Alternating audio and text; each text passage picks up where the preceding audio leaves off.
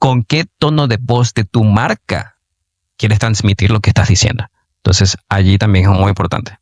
A ver, creo que lo más importante para tú establecer una marca es tener muchísima conciencia de todo, absolutamente todo lo que tienes que hacer. Los vacíos que podía tener y comencé a lanzarme al vacío, sin importar al ridículo. Y eso fue lo que me dio la oportunidad de entender que me gustaba mucho y que hoy en día tengo la oportunidad de seguir disfrutando de las mieles de ese vacío al que me lancé. Si sientes miedo al hablar en público, si tu voz te tiembla cuando más la necesitas o si la inseguridad ha sido un freno para avanzar, hoy vamos a desbloquear ese poder que llevas dentro. Hola, ¿cómo están? Bienvenidos a Diseña tu Vida Hoy Podcast. Hoy te vamos a ayudar a transformar tu pasión en un negocio y proyectarte con confianza en cualquier escenario. Bienvenidos a Diseña tu Vida Hoy Podcast, el espacio donde las historias inspiran, las estrategias transforman y las acciones crean realidades. Aquí, cada episodio es una puerta abierta al mundo de artistas, emprendedores, visionarios e influyentes que han diseñado la vida que realmente desean. Porque detrás de cada éxito hay una historia. Lecciones de resiliencia, mentalidad y superación. Secretos para hablar con confianza y proyectar tu mejor versión. Estrategias para monetizar tu pasión y construir una marca poderosa. Hola, yo soy Reguillén Díaz y mi misión es ayudarte a descubrir quién eres realmente, superar creencias limitantes, transformar tu mentalidad y diseñar un camino donde puedas vivir de lo que amas. A través del autoconocimiento, la automotivación y estrategias de marketing y diseño, quiero guiarte desde el primer paso hasta la consolidación de una marca personal auténtica, rentable y con un impacto real en el mundo. Aquí venimos a aprender, a crecer y a actuar. Si estás listo para actuar y crear la vida que deseas, suscríbete ahora y activa las notificaciones. Es hora de diseñar tu vida hoy. Bienvenidos a Diseña tu Vida Hoy. Y hoy tengo un invitado de lujo. Él es Pedro Padilla, animador, locutor, actor de voz y un referente en la comunicación en Venezuela. Lo conocimos en programas icónicos como Los Pepazos de la Pepa. Hoy nos comparte cómo podemos hablar con seguridad y conquistar el escenario de nuestra vida. Bienvenido a Diseña tu Vida Hoy Podcast, Pedro. Encantado, encantadísimo. Además de recibir esta conexión que pareciera muy lejana, pero realmente es muy cercana, porque el gentilicio venezolano cada día se conecta y además se engrana a la perfección. Y una de las cosas brevemente que quisiera decir es que nunca estamos tan lejanos cuando ese corazón late. Es así, completamente. Muchísimas gracias, Pedro, por estar aquí con nosotros, por tomar tu tiempo y dedicación y esfuerzo de poder conectarte para que entonces puedas compartir todos tus conocimientos, experiencias con nuestra audiencia. Pedro, ¿por qué? Me gustaría preguntarte de una vez, entrando en materia, si tú sabes directamente, ¿por qué el miedo al hablar en público es tan común y cómo podemos enfrentarlo? Porque muchas veces queremos empezar a crear contenido para redes sociales hoy en día, pero sabemos que, por ejemplo, el enfrentarse a un escenario, enfrentarse a personas, enfrentarse a una cámara puede ser un poquito difícil para muchas personas. Bueno, quiero asumirlo además de la manera más valiente. Siento que hablar en público, hablar frente a una cámara, es exponernos de cara al ridículo, es exponernos ante una comunidad que difícilmente tiene por qué soportar, digamos, nuestros talentos cautivos. Y no es tan sencillo asumir que podemos conectar con quien es, en este caso, nuestro receptor. El mejor ejemplo, y te lo puedo dar, es lo que le sucedió recientemente a George Harris, comediante venezolano, cuando no tiene la atención de un público y se desespera en tarima por querer hacer todo lo posible para que lo escuchen. Y cuando el emisor no tiene un receptor cautivo, evidentemente se genera la desesperación. Por eso es que no todo el mundo habla en público. Por eso no a todo el mundo le gusta enfrentarse a una cámara. Es muy complejo realmente que entre las dos partes exista esto, una conexión y una cohabitación entre el vehículo que transmite y el mensaje que quieres llevar. Es muy complicado. Hay gente que es sumamente tímida, hay gente que es introvertida, hay gente que considera que tiene la verdad, pero no sabe cómo transmitirlo. Hay muchos factores que están interfiriendo precisamente con el tema de la conexión. El no tener la facilidad de expresión, el posiblemente estar inseguro sobre el tema porque hay algún dato que no sepas expresar. El simple hecho que incluso el no tener las horas suficientes de sueño pueden hacer que tu lengua patine y tenga furcios, como lo conocemos en el mundo artístico. El tema de no querer equivocarte frente a tantas personas. Y lo peor de todo es que no hemos entendido. Somos seres humanos y tenemos la oportunidad de equivocarnos. Es que es así. Lo que pasa es que muchas veces, por ese mismo temor al ridículo, pensando en que las demás personas todos son perfectos y no pueden equivocarse, es ese miedo a ser juzgado, a ser ridiculizado, a que digan, mira, lo está haciendo mal, o se está equivocando, tiene muletillas, o tiene esto, o tiene lo otro. Entonces empiezas tú con un discurso interno en tu mente, primero a autosabotearte. Entonces, cuando no se está presente también en el momento y no se entiende y no se comprende de lo que estás hablando, en muchas ocasiones podemos caer también en la distracción de nuestros pensamientos y no estar presente precisamente cuando tenemos que hablar o conectar o proyectar con ese público. Entonces, muchas veces las personas dicen, perdón. Tú y yo tuvimos la oportunidad, al igual que todas las personas que están disfrutando de este podcast, de haber pasado por una educación media y además básica también, primaria, donde tuvimos que exponer algún tema. Un tema que aparecía en un libro y que te lo caletreabas o lo entendías y sencillamente te parabas de frente a tus compañeros a exponer. Esa gran masa de compañeros era tu audiencia, incluyendo el profesor. Y para nosotros era muy difícil exponer. Aquí lo que tenemos que entender que cuando queremos expresarnos, no precisamente vamos a un coliseo romano. No nos vamos a exponer a pelear contra leones. Sencillamente tenemos que buscar la manera no solo de conectar, sino además de aprender cómo fluir la comunicación para que todo esté presto y dado. Absolutamente. Y una de las cosas también que las personas me dicen es que, Rey, ok, yo hablo muy bien cuando hablo solo o cuando hablo enfrente a un espejo, pero cuando me voy a enfrentar o voy a hablar en público, me congelo, se me olvidan las cosas, se me enfrían las manos, empiezo a sudar, me duele el estómago. Entonces son síntomas que, ¿cómo podemos nosotros manejar con alguna técnica para los que nos están escuchando? A ver, yo hago mi mejor ejercicio, por ejemplo, cuando me toca interpretar algún personaje, por ejemplo, en teatro. Al principio no fijaba rostro, al principio fijaba mi visión hasta el último espacio del teatro. Después entendí que yo debía batallar con mis propios miedos. Y cuando entendí que el teatro, para interpretar, tú tienes que manejar verdad. Y comencé a creerme el cuento. Comencé a entender al personaje. Y comencé a fijar miradas. Porque no hay algo más hermoso que puedas conectar visualmente con alguien y poder rezar tu texto. Entonces, para aquellos que de alguna manera tienen conferencias o tienen que hablar en público en una oficina o en una universidad, en un colegio, aprendan a entender qué es lo que quieren decir y conecten, porque es la única manera realmente de robarle la atención a ese receptor de mensaje. Hay otros que utilizan herramientas. Recuerdo, hay una película que es muy vieja que se llama Made in Manhattan, que es protagonizada por Jennifer López, que el niño que hacía el hijo de Jennifer López tenía mucho miedo al hablar.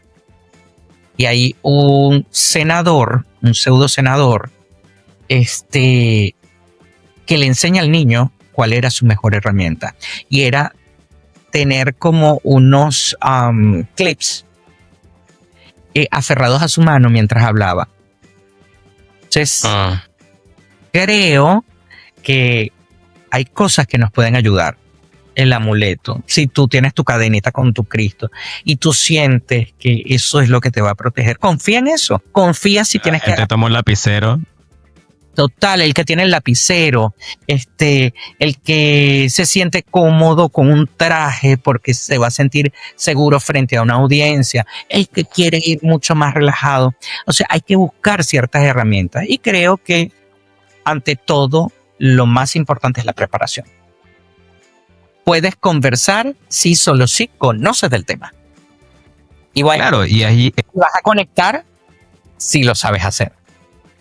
exacto, y es justamente allí donde proyectas esa autoridad y esa confianza porque conoces de lo que estás hablando, del tema. Entonces es cuando la gente puede notar la diferencia entre una persona que conoce de lo que está hablando y otra que no.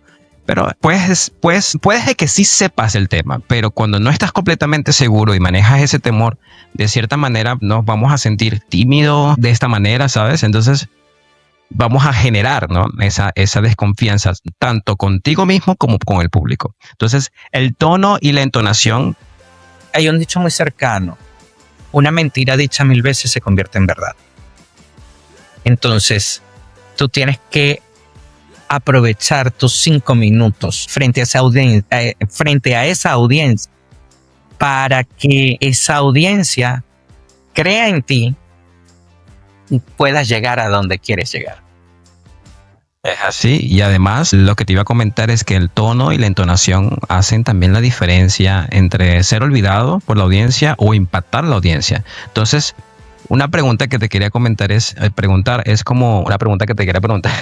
que te quería preguntar: ¿cómo entrenamos nuestra voz para que cada palabra tenga un peso al hablar con las personas? Tú sabes que en mi caso, yo he conseguido mi ritmo y me acomodo. Además, esto no se trata de existe un manual para hacer esto. No suelo, fíjate, hacer lo que hacen muchos intérpretes de tomar jengibre caliente, o sea, un tecito de jengibre caliente antes de alguna presentación. Hay otros que utilizan la bebida espirituosa, el ron, el whisky, para calentar el coñac, para calentar las cuerdas vocales. Trato de hacer ejercicios de modulación, por ejemplo. Procuro descansar antes de cualquier evento público que tenga que hacer. Es primordial que existan las horas regulares de sueño.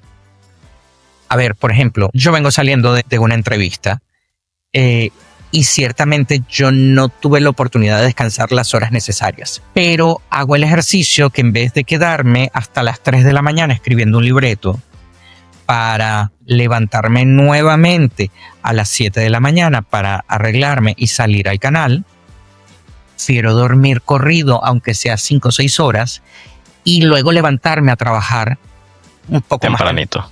Es como mi consejo y mi rutina. A mí me ha funcionado, pero lo que a mí me funciona no le funciona a otro. El tema de la concentración. Hay que saber impostar tu voz hasta el último rincón, donde tu voz arrope precisamente a toda esa audiencia. Y si es virtual, hay algo que tenemos que tener claro, que esto es un consejo más allá de la voz, que nosotros debemos por obligación dejar de hacer esto, utilizar excesivamente las manos, porque esto es un elemento distractor. No pasearnos de lado y lado. Hay que saber llenar el espacio, pero consciente. Sin distraer. Es eso. Y bueno, y el tema de la voz, yo tengo una voz muy nasal, lo entiendo y lo comprendo. No todos somos Martín Laguardia, en paz descanse. No todos somos Valdemaro Martínez. No todos somos Eduardo Rodríguez Yoliti.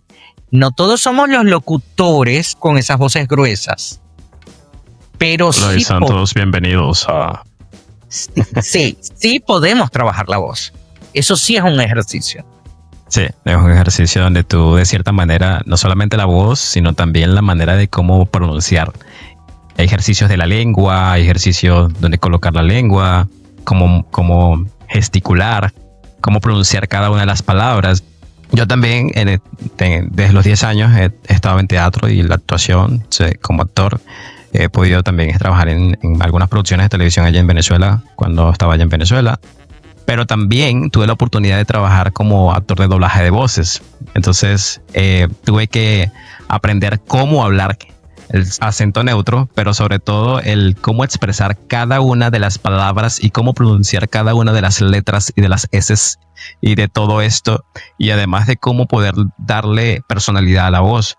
Cuando hablabas un poco más hacia abajo era una voz más mayor. Así normalmente es la voz a tu edad, y hacia arriba era un poco más de voz más juvenil, más, ¿sabes? Entonces allí hay como esas técnicas para aprender cosas que yo no sabía. Entonces, de cierta manera, cuando íbamos a ver el resultado final de lo que estábamos tratando de hacer, era como que, ¿en serio ese soy yo? No te reconocías, pero era porque cambiabas la voz, era porque cambiabas los personajes. Habían caracterización de la voz también para personajes, caricaturas y todo este tema. Entonces, sí, hay un ejercicio para hacerlo. Entonces, cuando para proyectarte también, indiferentemente donde tú quieras proyectar tu voz, hay que primero identificar cuál es ese objetivo, cuál es la finalidad y cuál es el mensaje que quieres transmitir, con qué tono de voz de tu marca quieres transmitir lo que estás diciendo. Entonces, allí también es muy importante.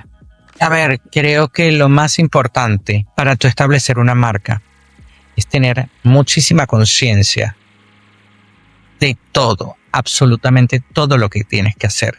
Es decir, para preparar todo esto, o mejor dicho, para tener un resultado final, necesitas preparar una logística completa de lo que puede suceder y de lo que posiblemente tú crees que no va a suceder, pero que pudiese ocurrir. A ver, es como cuando tú vas a hacer una entrevista y lo primero que piensas es en función, bueno, yo le voy a preguntar esto y él me va a contestar esto. Puede ser que no. Y me ha sucedido. Y te lo pongo como un ejemplo muy claro. Hay una dirigente político, se llama Tamara Adrián, además profesora de la Universidad Central de Venezuela. Ella es una señora transgénero. Y claro, yo la tuve en el programa y pensé, bueno, yo le voy a preguntar sobre cómo fue el proceso de la transición. Y desde el segundo 1, cuando dije el nombre de la persona, bueno, que originalmente había nacido, con el género que había nacido, ella me paró y me dijo, acabas de cometer un error. No se puede nombrar a alguien que está muerto. Y ya ahí me desencajó. Pero entendí que debía ser mucho más astuto y tener una carta bajo la manga. Y eso fue lo que hice. Preparé un entorno en base a. Y cuando desconozco del tema, investigo. Nunca voy a una entrevista sin haberla preparado. Y eso es algo que debemos aprender. Más allá de la entrevista, cada situación que nos planteemos en la vida, debemos prepararla. Porque hasta lo improvisado se ensaya.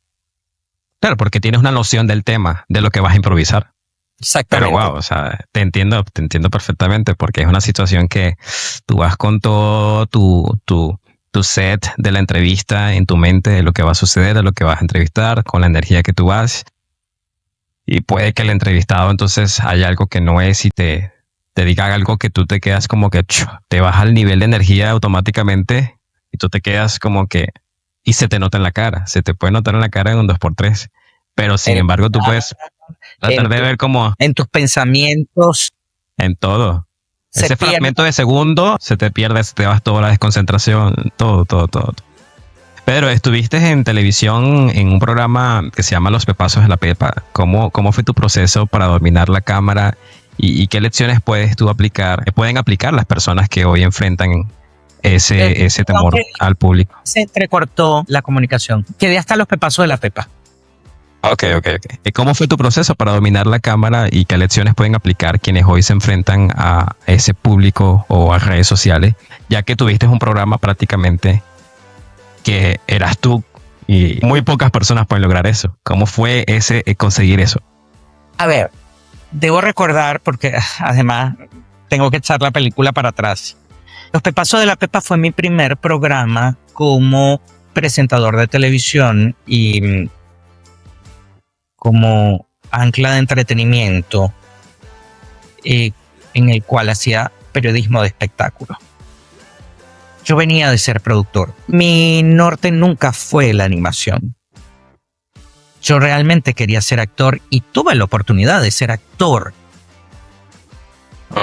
en Radio Caracas Televisión. ¿Qué sucede? Que cuando en este proceso de convertirme en productor por muchísimos años, si no me equivoco, desde el año 98 hasta 3 meses después del cierre, que fue 2007. Aunque mi vínculo con Radio Caracas Televisión viene desde el 94, con la telenovela Alejandra, protagonizada por María Conchita Alonso y Jorge Schubert. Una de También te iba a preguntar sobre eso. ¿Perdón?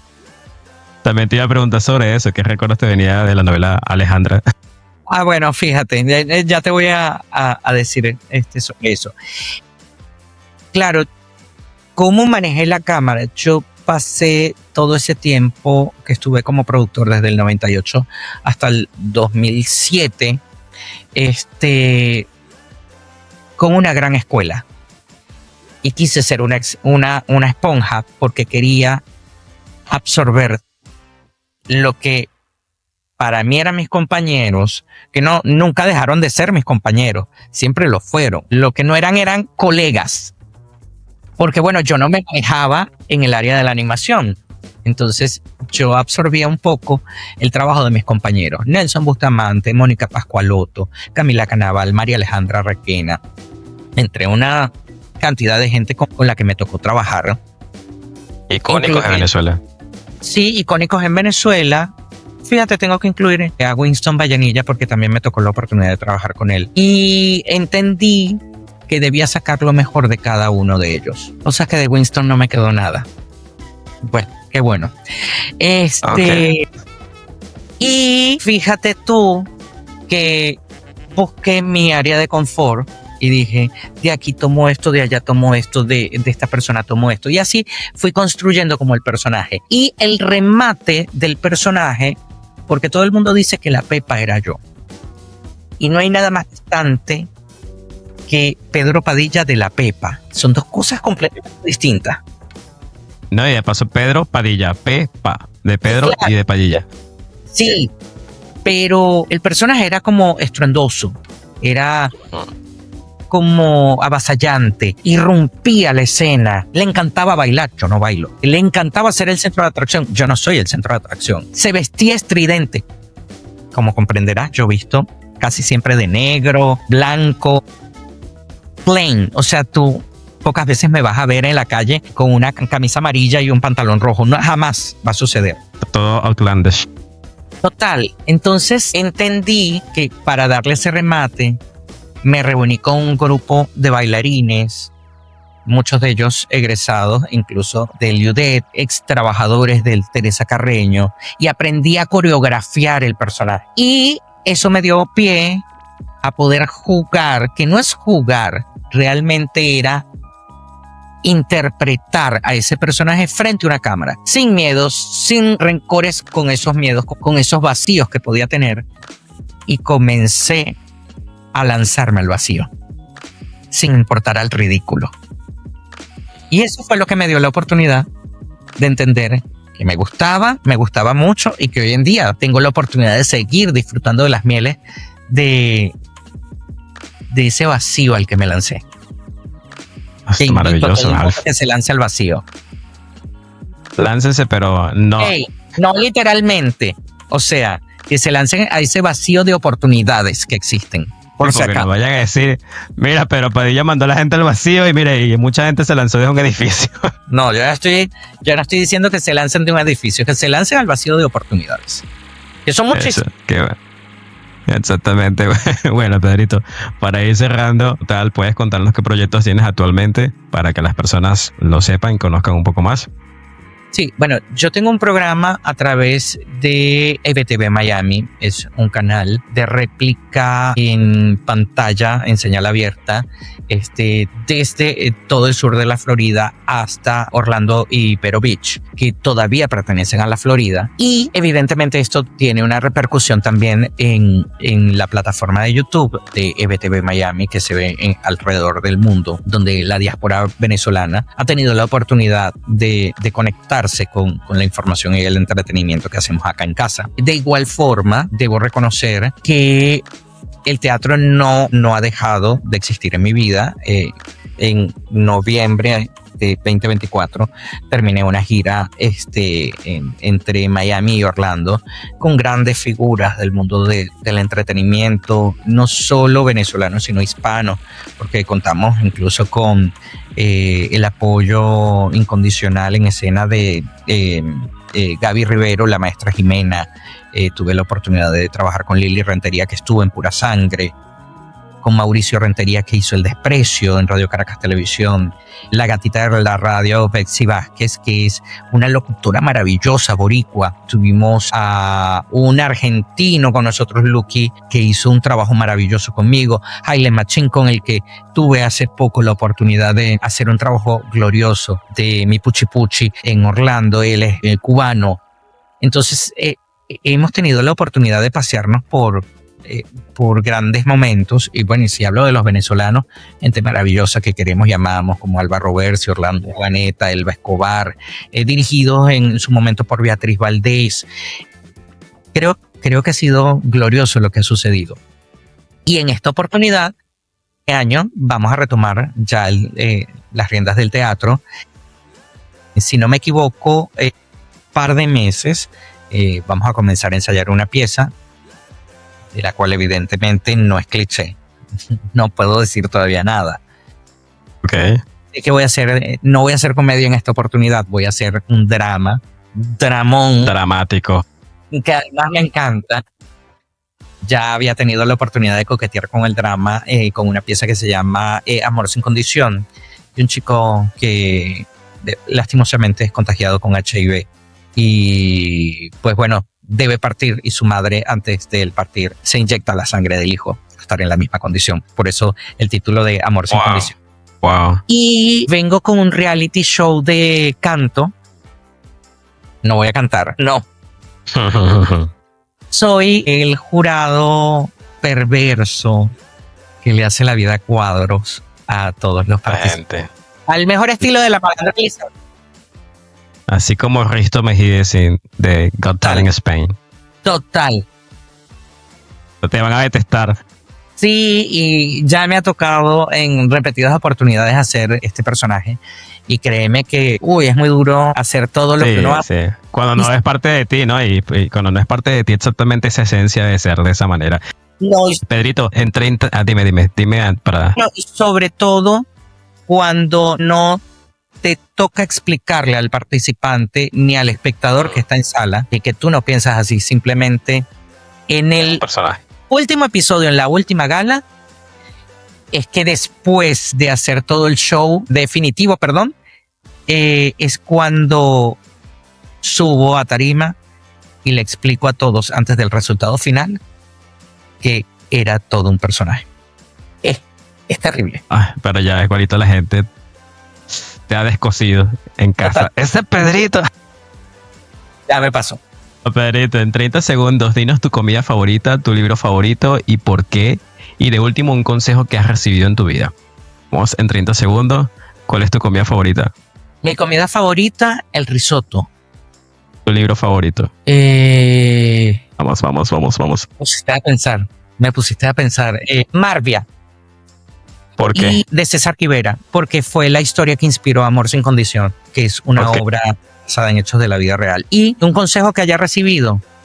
El mejor consejo de tu vida que hayas recibido. Vive la vida paso a paso, día a día, y no te desesperes. No corras, camina. Los venezolanos estamos hechos de resiliencia. Y sí, muchas veces nos hemos caído, pero muchas veces nos hemos sabido levantar. Nos sacudimos el polvo y seguimos adelante. Muchísimas gracias, Pedro. Ha sido una conversación increíble. ¿Dónde te pueden encontrar en redes sociales? Solo manejo Instagram, fíjate, porque estoy en muchas de las redes, pero realmente es la que más manejo. Y bueno, lo pueden hacer a través de @pedrito_padilla.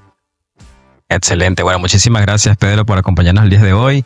Y a todos ustedes que se quedaron hasta el final, si este episodio te ayudó, compártelo con alguien que necesita hablar con más seguridad. Recuerda, el mundo necesita escuchar tu voz. No te calles. Diseña tu vida y sal a conquistar el escenario. Así que nos vemos en el próximo episodio. Chao, Pedro. Feliz y bendecido todos estos días para todos ustedes. Gracias.